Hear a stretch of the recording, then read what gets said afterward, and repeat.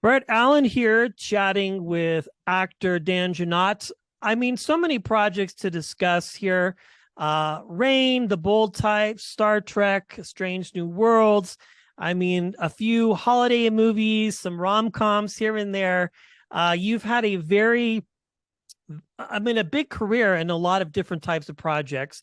But first off, thanks for your time and hanging out today. I appreciate it. Oh yeah, absolutely. Thanks for having me. Yes, well, I'm excited to talk to you. Obviously, Strange New Worlds playing a Kirk is current, but you've done a lot of other projects. But just touching on the Star Trek because that series is running. Hmm. How did it feel to play such a fun and iconic sort of but new type of character, I guess you could say, in that Star Trek universe? No pun Yeah. intended. I mean, yeah, it's still hard for me to wrap my head around it. So maybe still hard for me to describe, but I could say, having grown up with Star Trek Next Generation, and obviously Star Trek just being such a big part of like the pop culture at large.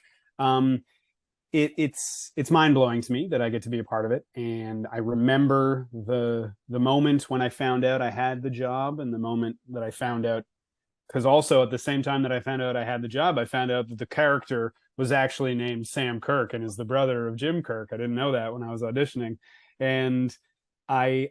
I think you just have moments in your life. Everybody has moments in their lives where, in a moment, you know that things have shifted for you in your life. And that was a moment like that for me. When I found out I had this, I was like, oh my gosh, no matter what comes of this part, no matter what comes of this show, I will now, like, forevermore have been part of the Star Trek universe. And that's incredible to me.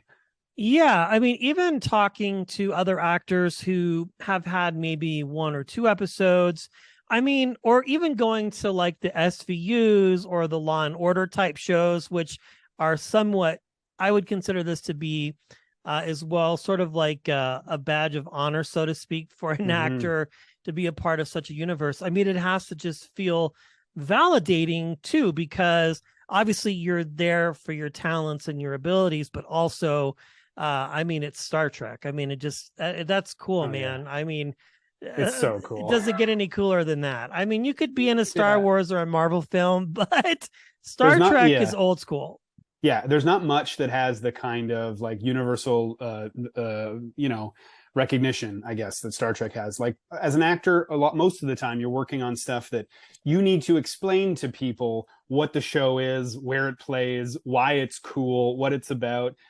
This is the first time I've done something where I can just say I'm on a Star Trek show and people understand what that means, and Yeah. that's Yeah. very I special. imagine it's a very different conversation than like say the Bold Type where you're like, so I'm playing this kind of complicated guy who Yeah. has a hard time with emotional and physical connection and is kind of a dick, but he's also really funny, but has a lot of heart, and you're like explaining this to like family members. And I imagine Exactly. the conversation gets convoluted at some point. Although you Yeah. did really good on that show. That was a lot of Oh, fun. I thank was you. sad when it ended. Um, Yeah, Speaking of, thanks. you always play a lot of great characters, all from different types of worlds. Um, is there like a one thing or a non-negotiable for you as an actor? What when you get presented with a script that it just has to be something that is there for you, whether it's the writing or the character, or is it just like maybe for some that you're just happy to have another job, so to speak, and continue doing what Oh most yeah. people aren't used to doing? I would say for Yeah. sure. Well, I mean, yeah, as soon as you started to kind of ask that question, I was gonna say, as a working actor, and by a working actor, I mean just somebody who's not a star, not established, is just someone who moves from job to job and hopes to make their living that way. Uh, as a working actor, you have to be open to taking on all kinds of work. Yeah. Um, and so, the non-negotiable for me is, am I getting paid? No, but there That's would be funny. some things where some things that I would say no to, or Okay. not appreciate, not want to explore. And those are things where from reading the script, I can tell that the script is coming from a place of kind of negativity or cynicism. I read scripts sometimes that are, purely, let's say it's in the horror genre or the thriller genre, it's purely shock factor. And you're talking about stuff where there's violence just for the sake of violence, Okay. or characters who are a writer is writing a character completely just one dimensionally as stereotypes, and I really don't want to traffic in that kind of stuff. There's enough of that out there, and so I guess I hope that I can take on scripts that are that have some sensitivity to them, let's say, so it's Yeah. not just adding more garbage to the garbage pile. Oh wow, um I like that. That's great. I mean, I get it, because you want to, because whatever you do, it's going to live out there forever. mhm. Especially in the age of YouTube, TikTok. I mean, all these places where clips get replayed over and over again, and really anybody has the power to critique you or your work. Yeah, So if you can control the narrative and pick things that you know are yeah, good, and you're and can contribute to the overall world of content. I think that's yeah. great. And I think it's not even just about like a certain quality of I've done all kinds of different things, as you were mentioning, and not all of them are going to appeal to all the same Right. people. But I just think, the intention behind a project matters as well. Even stuff that some people might dismiss as fluff or as like, silly rom-com style things, there might not be all that much like depth to it, but the idea behind it is to give people a nice feeling, Yeah. right? Is to give like a warm hug of a movie, and I think that there's validity to that. So yeah, the intention behind it, I guess, is important. Yeah, absolutely. Well, even harkening back to the bold type, I know we were kind of laughing about that as far as the type of character and explaining it, but really you find yourself rooting for that person in particular, even or any of your other characters, really, where they might be a bit complicated or layered, but you kind of find that space where you can relate to them on some sort of level.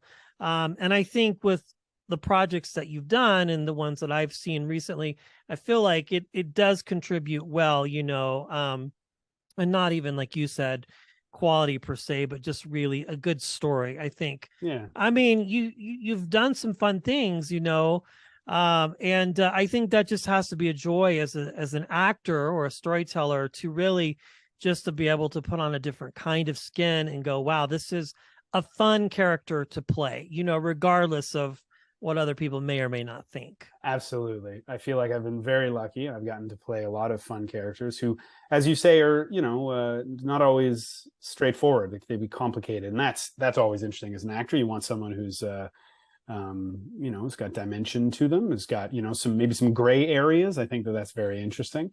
I did that with Rain. I played a character who was kind of at first morally ambiguous and then turned into a bit more of a hero as time went on, but maybe a compromised hero. And Bold Type, I was Bold Type until I did Strange New Worlds. Bold Type was my favorite show that I'd worked on. It was Okay. just so smart and had such a great attitude. And every episode was kind of tackling these issues, like societal, cultural issues, but in a package that was snappy and fun and looked good, and all the actors were so charismatic in it. And yeah, and I got to play a minor role, but to be a part of this world, and also playing someone who was, as you say, kind of maybe outwardly a bit of a dick, but as you Not get to know really. him, actually not really. No, just Yeah, more yeah. fronting. Yeah, that's what I liked about that because I really felt like after we saw him in a couple episodes, I thought to myself, I was like, nah, this is not really who this person is.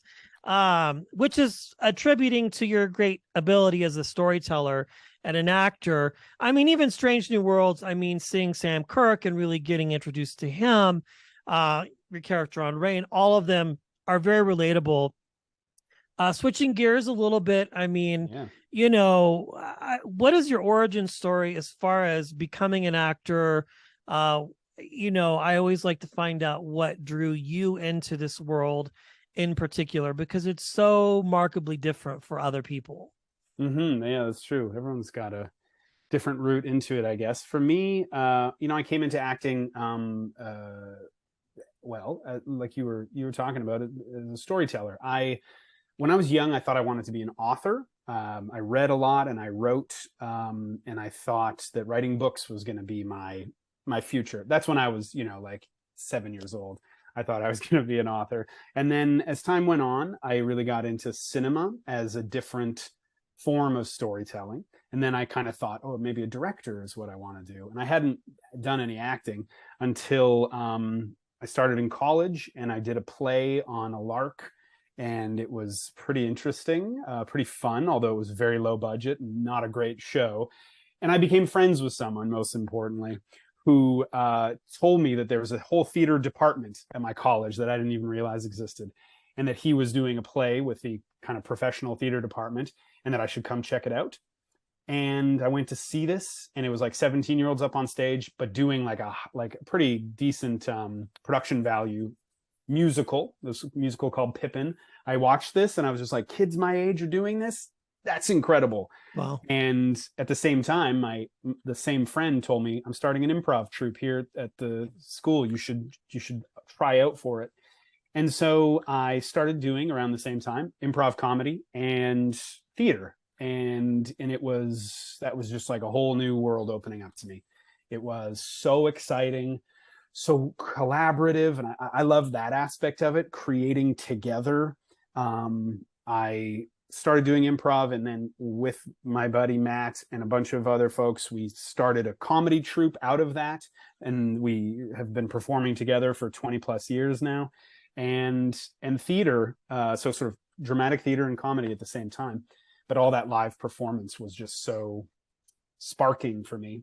And I did just that for a while. And then a few years later down the road, I started booking some, little bits in movies and TV and stuff. And it was, yeah, and I guess I was just fortunate enough that snowballed a little bit for me.